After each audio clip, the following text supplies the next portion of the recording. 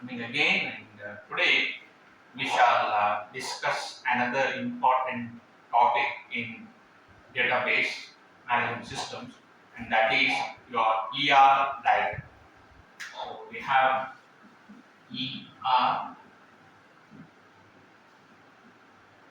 So ER diagram or ER model. So here E stands for entity, R stands for relationship. So entity, relationship, model, diagram. So what happens is, before we construct the physical database, we all know that we have certain requirements. From those requirements, we construct our tables. Now, directly, if you go for constructing the tables using these requirements, it will become a very cumbersome task. So, what we do is we construct ER diagrams or ER model, that is a conceptual design. From there, it will be easy for us to build the physical database. Okay, so ER diagram is nothing but a grammatical representation of entities and its relationships. Okay, so we shall see what an entity is. Okay, so just remember ER model or ER diagram, it is a graphical representation of the various entities and its associations. Right. So this is okay, I guess. So what is entity? Okay. So entity is any living thing or non-living thing. For example, if you take a college, if you are building a database for a college, then college will have many entities. For example, college has faculty, right? So faculty will be an entity. Then definitely they have a very important entity, students, right? So we have students, so that becomes another entity. Then we have departments, that becomes another entity, right? So in the college scenario, we have students as one entity, staff as one entity, departments as one entity, courses as another entity, library may be one entity, and so on. If you take a company, then we have employees as one entity.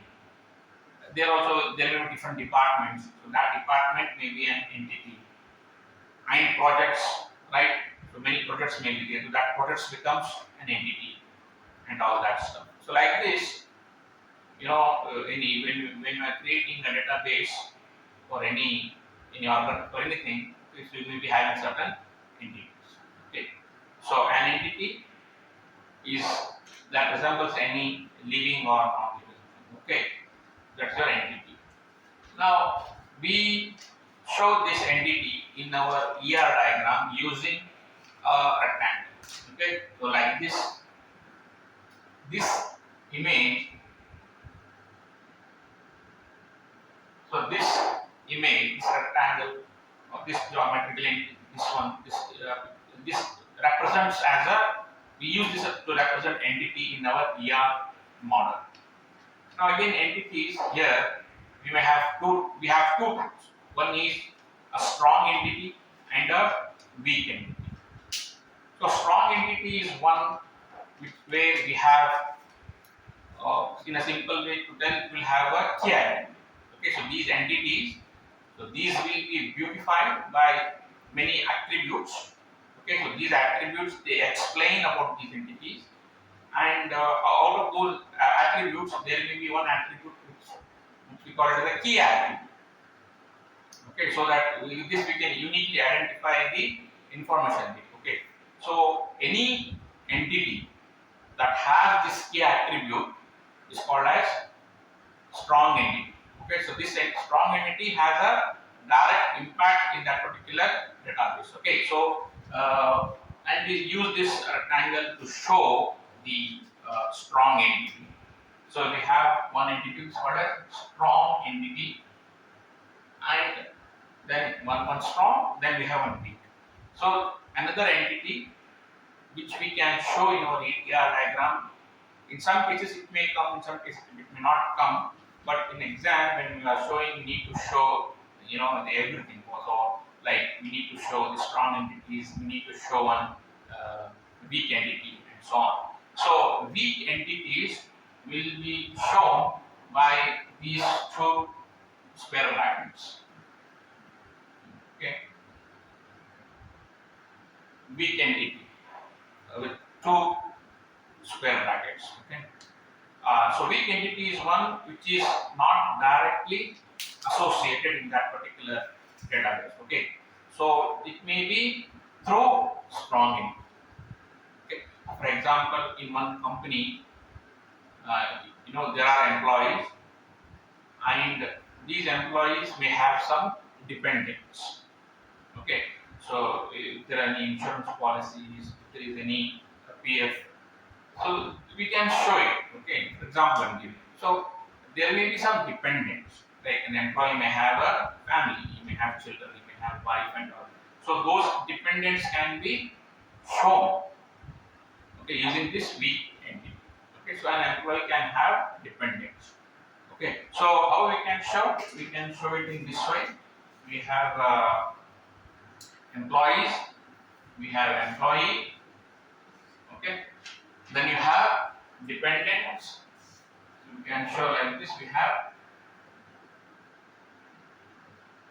dependents, and employee has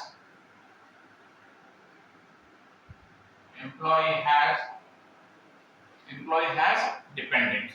So here this will be the weak entity because these are not working directly in the organization. Okay, so in that particular company they are related to employees. So this becomes the weak entity, and weak entity are shown by double brackets. Okay, the double triangles.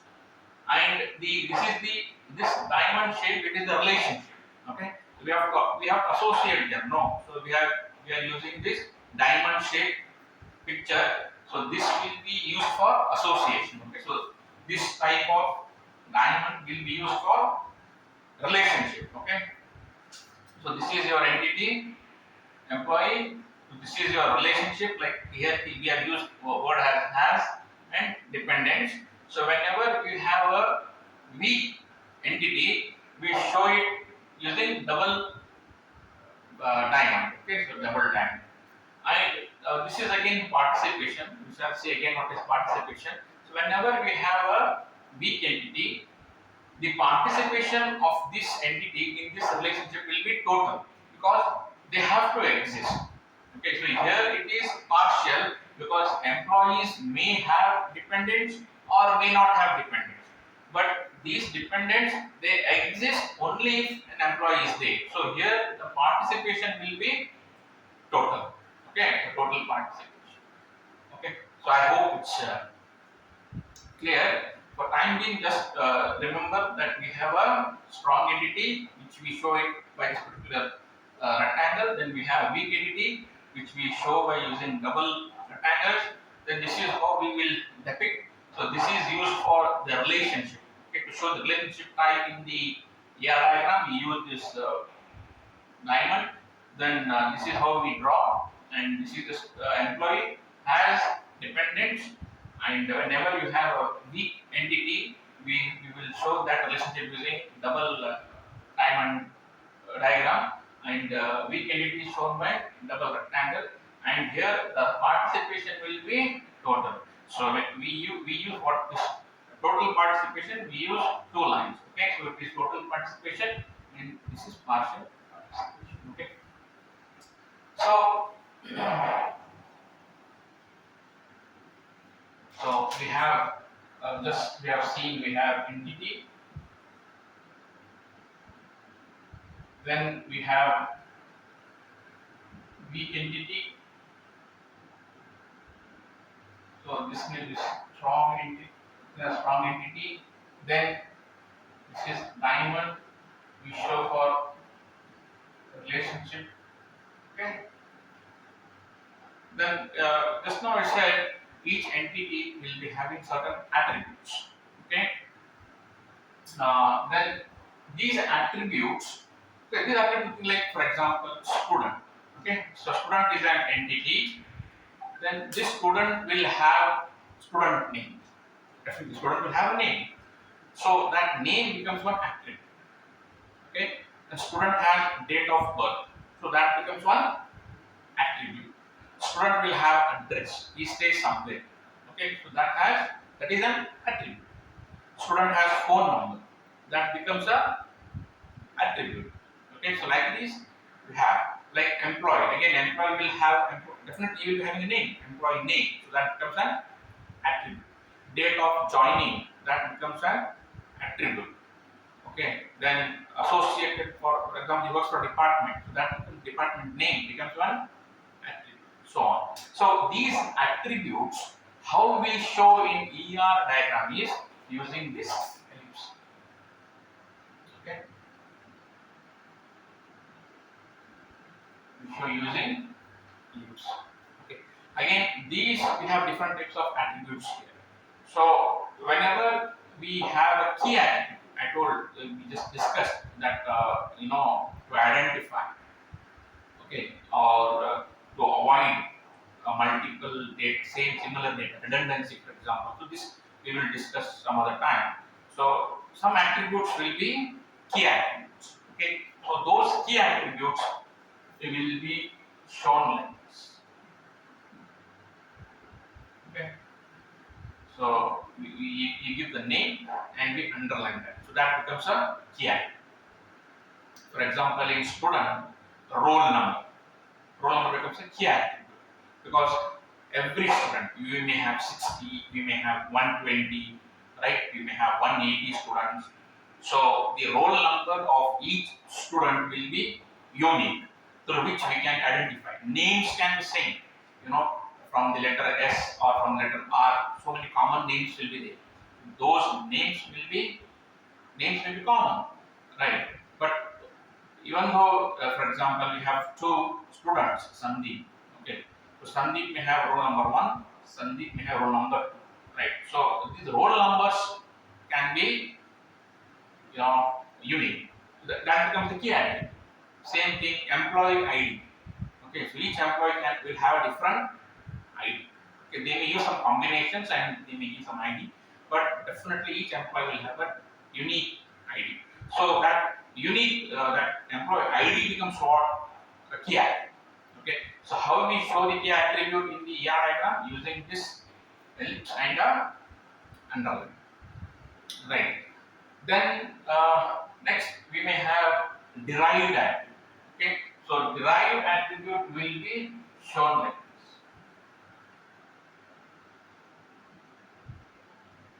Derived attribute.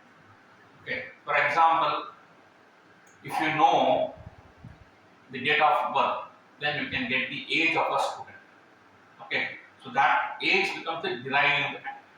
So using one attribute and using some logic, you will get some information. So that it can be shown. The derived attribute can be shown by using this type of entry. For example, a number of years of working, if an employee want to find out how many years, okay, sometimes they calculate the bonus or some increment and all. So employee, if you want to know how many number of years he is working in that organization, so you can take the date of joining.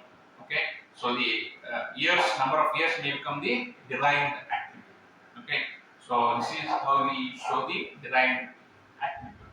Then we have multi-valued attribute.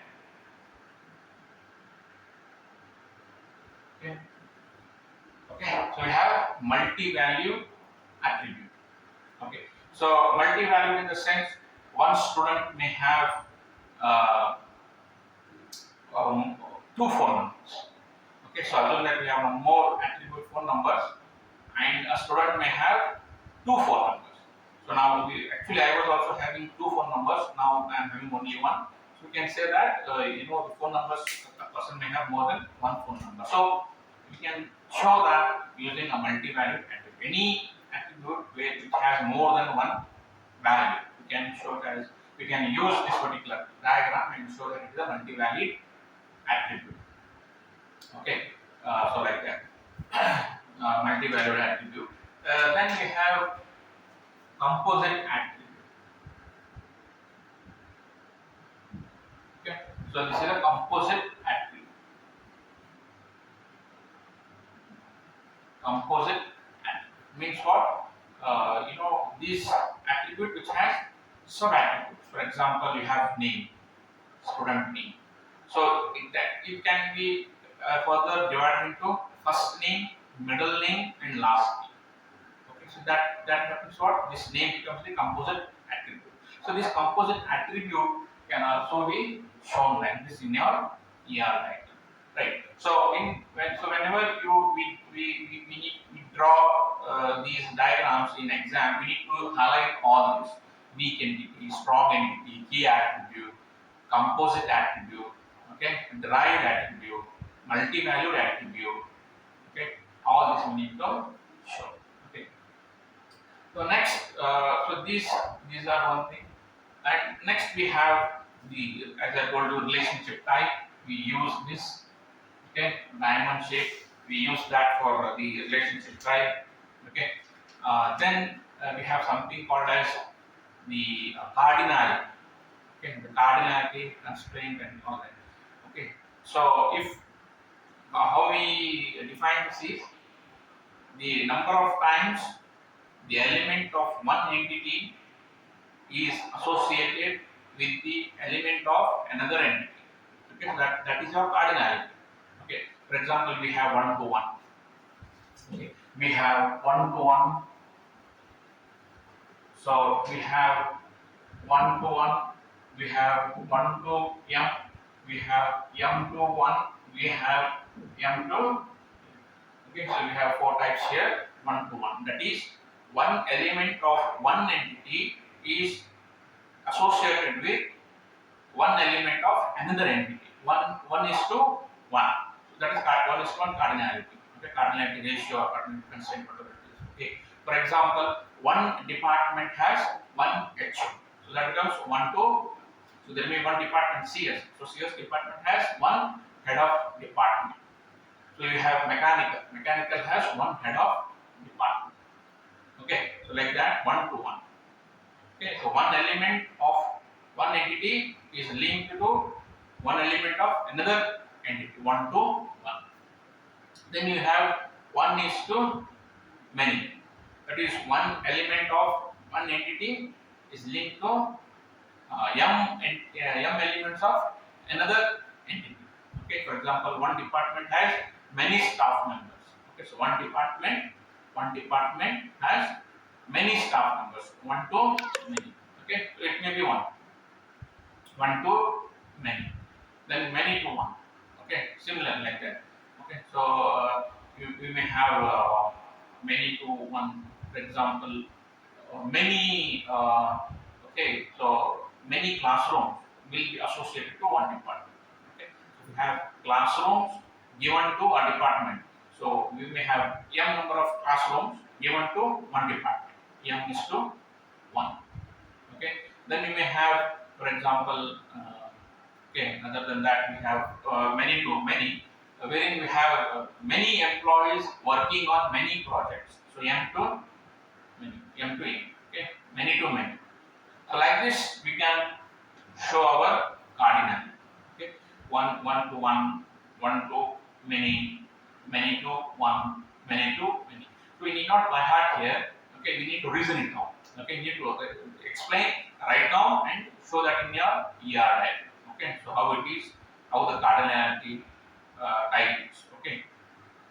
Then one more thing that we need to highlight in your ER diagram will be participation constraint. So we have two. I just now I told, one is total participation and one is partial participation. So we have two: total participation and partial participation. So if any entity, if it participates completely, it's called as total participation. For example, we have taken that employees and dependents. So their dependents should exist, should and must exist. So in that relationship, so that dependents will have total participation. One more example may be students. Students. Okay. Then we may have of student of courses. Okay. Student of courses. So here what will happen in this type, whenever you want to show the participation and all, here student has to opt any course. Correct now. So you cannot come and sit. I'll come and see what is happening this semester. Next semester I will take subjects. He can't tell like that. Okay. So if he has taken admission, then he has to opt some courses. So here the student's participation will be total. He has to take some courses. Okay. But the courses may be partial. So some courses, for example, if we take electives. Okay. So we have 4 electives. So students may leave out 3 and they may take only full stack development, for example. Okay. Yeah, or he may say that I will study only 4, I will not study 5 for the semester. So the courses participation here will be partial. Okay. So they will not be total. Okay. So the courses are partial. Okay. So that is how so the total participation is shown with the double lines. Okay. And partial lines. So this is how this is the brief intro about ER diagram. So just remember, it is just we need to have a grammatical picture design. Please don't by heart. Okay, just try to. We need to figure it out. Okay, so if 10 students are there, we get 10 different types of ER diagrams. Okay, just remember we have to show entity. At least 5 entities we need to show. Then each entity has to be shown with some attributes, and it's very good the examiner will appreciate if you show the key attribute, if you show the derived attribute and all those attributes which we have discussed, so all should be shown, and the relationship we have to show, and we need to show some weak entities. We need to show the cardinality, okay, the cardinality, okay, ratio or cardinality type. Okay, then we have to show the participation constraint, that also need to show, right? And we also have something called as the degree of relationship. So if one entity is participating in a relationship, it's called as unary relationship. If you have 2, it's called as binary. If you have 3 entities participating, it's called as ternary, and so on. Okay, that's it for today. Okay, thank you.